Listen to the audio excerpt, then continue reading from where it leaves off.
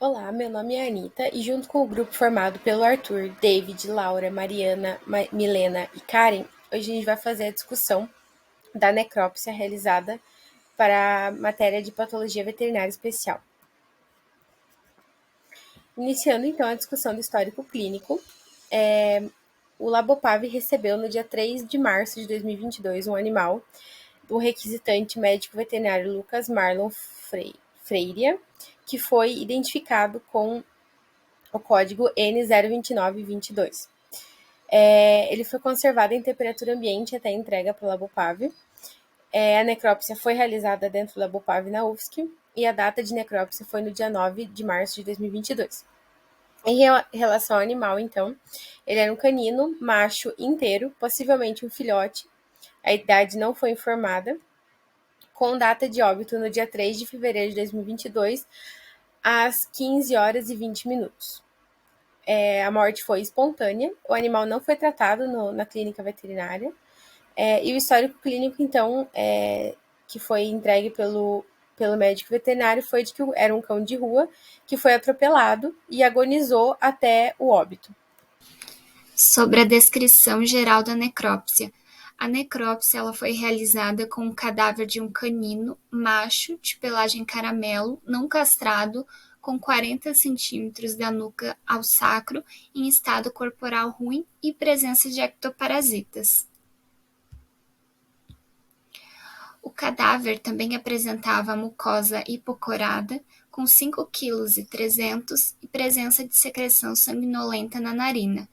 Além disso, observamos a presença de 240 ml de líquido sanguinolento na cavidade abdominal, o hemoperitônio, e 100 ml de líquido sanguinolento na cavidade torácica, o hemotórax. Bom, meu nome é Arthur e eu vou falar um pouco sobre a descrição das alterações macroscópicas.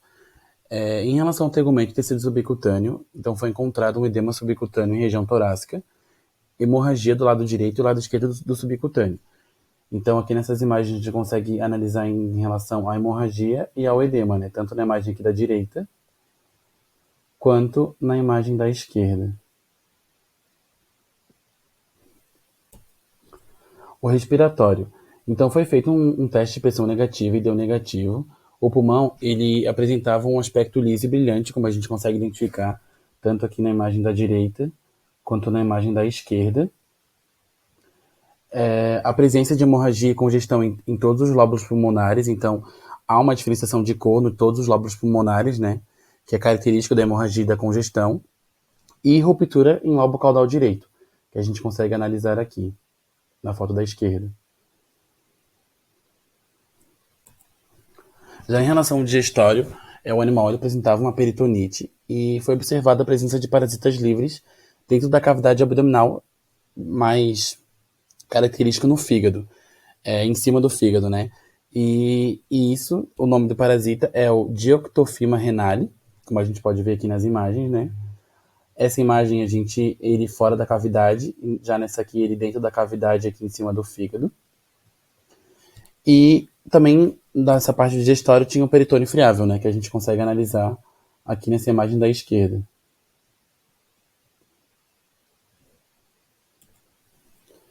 Ainda sobre o digestório, houve uma resposta inflamatória na cápsula do fígado, então ele apresentou ranhuras na superfície capsular, presença de material fibrilar em superfície do fígado, pontos brancos que indicavam um processo inflamatório na superfície parenquimatosa. Então, eu vou passar que a gente tem um zoom nas imagens para a gente conseguir dar para analisar em relação a essas arranhaduras aqui em relação na superfície capsular, aqui também em relação ao processo inflamatório no fígado, na superfície parenquimatosa. Ainda sobre o digestório, então, também havia uma hemorragia em parênquima do baço, que a gente pode analisar aqui na imagem. O animal ele também apresentava uma congestão em vaso do mesojejuno, que na imagem aqui da direita é aqui, mas em relação ao zoom, a gente não conseguiu dar um zoom porque ficava muito... perdia a qualidade, mas a congestão do vaso está aqui em relação ao mesojejuno.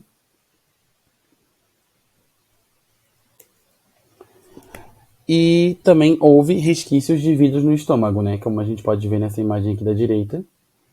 Foi encontrado cacos de vidros dentro do estômago. E aqui é o estômago do animal. Agora, em relação ao nervoso, o animal apresentava uma meningite com presença de hemorragia e vasos congestos.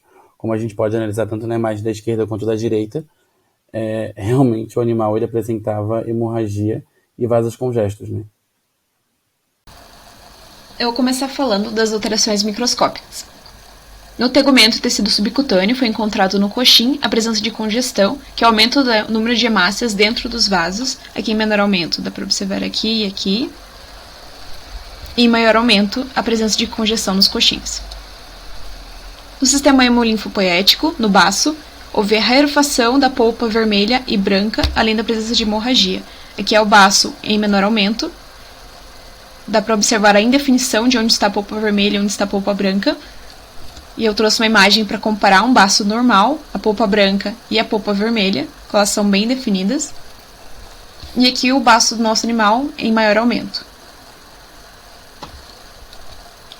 No sistema respiratório, no pulmão, foi observada a presença de congestão, que é o aumento do número de hemácias dentro dos vasos, aqui.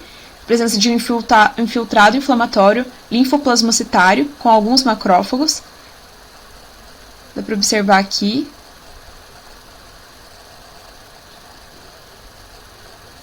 E a presença de edema no interior dos alvéolos. Nessa imagem, aqui a gente consegue observar melhor o infiltrado. E aqui a presença de edema no interior dos alvéolos, que é a substância amorfa eosinofílica. Aqui o pulmão em menor aumento. Fica bem evidente a congestão. Aqui também é o pulmão em menor aumento. No sistema digestório, na língua, houve a presença de um infiltrado inflamatório mononuclear na derme, composto por macrófagos e plasmócitos, multifocal e discreto. Aqui é a derme da língua, a presença desse infiltrado inflamatório. Aqui é a imagem em menor aumento, e aqui a imagem em maior aumento, para conseguir fazer essa definição de quais células estão composto esse infiltrado. No fígado, houve a presença de degeneração hidrópica, que é quando o fígado fica com as células com vacúolos e o citoplasma com aspecto rendilhado por todo o fígado, e presença de hemorragia, aqui ó, hemácias fora dos vasos. Aqui o fígado em menor aumento. No intestino, houve perda da afinidade tintorial e arquitetura tecidual devido à autólise. Esse é o fígado do nosso animal. A perda da estrutura das vilosidades. E aqui, em menor aumento. E eu trouxe um fígado de uma lâmina histológica normal para comparar, como as velocidades estão bem definidas. No estômago, houve presença de infiltrado inflamatório multifocal misto, composto por neutrófilos e células mononucleares na camada muscular. Nessa imagem, aqui a gente vê a presença desse infiltrado em menor aumento e em maior aumento. No sistema nervoso, na meninge houve presença de hemorragia e vasos congestos, e no encéfalo, perda da afinidade tintorial e arquitetura tecidual, autólise, além de congestão, que é a presença de congestão, aumento no número de hemácias dentro dos vasos. Bom, então o dictofilme renale é popularmente conhecido como o verme gigante do rim, e ele é o maior nematóide já descrito que parasita animais, mas também pode parasitar humanos. Frequentemente ele é encontrado no rim direito, mas também pode ser observado em rim esquerdo, cavidade abdominal, cavidade torácica, ureteres, bexiga e tecido subcutâneo. No Brasil, há relatos desse parasita em cães, gatos e também em espécies silvestres, como o cachorro do mato, o lobo-guará, coati, macaco e o furão. Os cães, apesar de terem uma pouca importância no ciclo biológico desse parasita, são considerados hospedeiros definitivos, terminais ou anormais. Normalmente, esse parasita é considerado um achado clínico, ou seja, eles geralmente são encontrados na necrópsia ou no exame clínico sem o animal apresentar previamente qualquer sinal clínico. Mas, né, em alguns casos, os cães podem apresentar apatia, anorexia, emagrecimento, marcha vacilante e hematúria.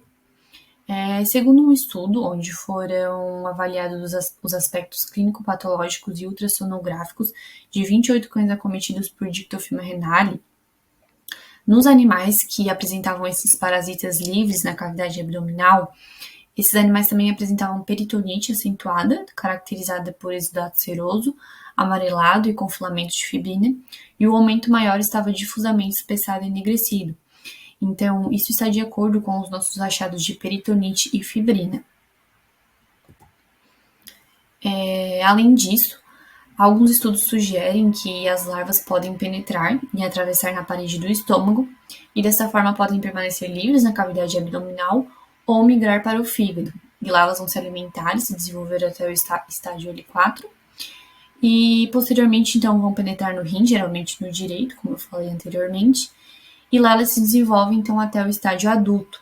Então isso também está de acordo, né, com os nossos achados dos parasitas na cavidade abdominal e também no fígado.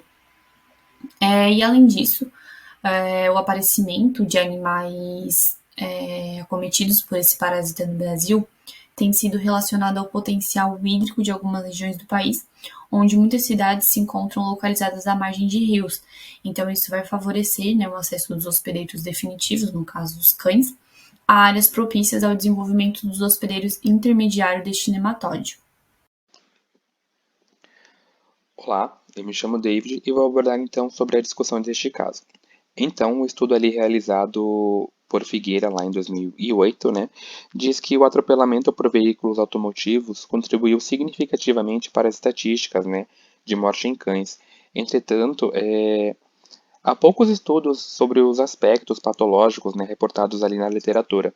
Então, o artigo ele acaba descrevendo 155 casos fatais, né, por atropelamento, e dos 40 casos, né, que ocorreu ali uma ruptura de órgãos parenquimatosos, 90% havia um acúmulo de sangue ou de coágulos ali na cavidade, né, abdominal, denominado hemiperitônio, né. Então, 15% dos casos foi atribuído ali um colapso pulmonar devido à associação entre o acúmulo variável, né, da quantidade de sangue no interior da cavidade torácica, né, que se denomina hemotórax, né, e 5% desses casos, então, de hemotórax e pneumotórax, o hemiperitônio também acabou contribuindo ali, então, para a morte dos cães, né. Então, os órgãos mais afetados nesses casos foram fígado, baço, pulmão, rim e pâncreas também. Porém, neste caso em específico que a gente fez a necrópsia, né, não encontramos nenhuma alteração nesses órgãos, tá? No caso, rim e pâncreas. Então, o diagnóstico, né, devido às lesões relatadas anteriormente, então nós chegamos à conclusão de que o diagnóstico, né, é por morte por trauma, tá? E um diagnóstico sugestivo seria o choque hipovolêmico, né? Porque é uma situação grave, né, que acaba acontecendo quando se perde uma grande quantidade de líquidos ali e sangue, né, que faz com que o coração deixe de ser capaz de bombear sangue necessário para todo o corpo, né, e consequentemente oxigênio, né. Então isso acaba levando a problemas graves, né, para vários órgãos do corpo e colocando a vida desse paciente em risco, né. E esse tipo de choque, né, o hipovolêmico no caso, geralmente é mais frequente após pancadas muito fortes, né? Então, como por exemplo, aqui no caso, o acidente, né, de trânsito, no caso, né? Ou com quedas muito grandes, né, que também pode acontecer, ou ali durante as cirurgias, né, também pode ocorrer esse choque hipovolêmico. Então, devido a todo esse conteúdo sanguinolento ali nas cavidades torácicas e abdominais, a gente chegou a esse diagnóstico sugestivo. Então, podemos concluir que, apesar do animal estar com estado corporal ruim, ele viveria com a presença dos parasitas. O animal veio a óbito por causa do trauma do atropelamento e devido ao choque hipovolêmico. O atropelamento por veículos automotivos contribui significativamente para a estatística de morte em cães.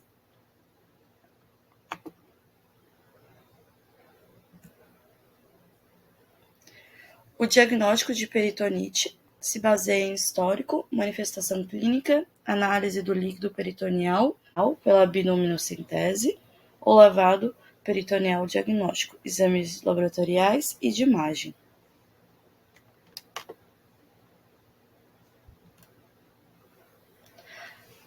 Apesar do parasitismo de cães por Dictyofilma renale já ser relatado em diversos países, e no Brasil também, né, a doença ainda é considerada incomum, é considerada rara em cães domésticos, mas acomete principalmente os errantes por causa dos hábitos alimentares, que é menos seletivo. E o diagnóstico pode ser realizado com base nas características morfológicas do parasito e das lesões observadas nos diversos órgãos avaliados. Essas aqui são as nossas referências utilizadas para o trabalho. Muito obrigada.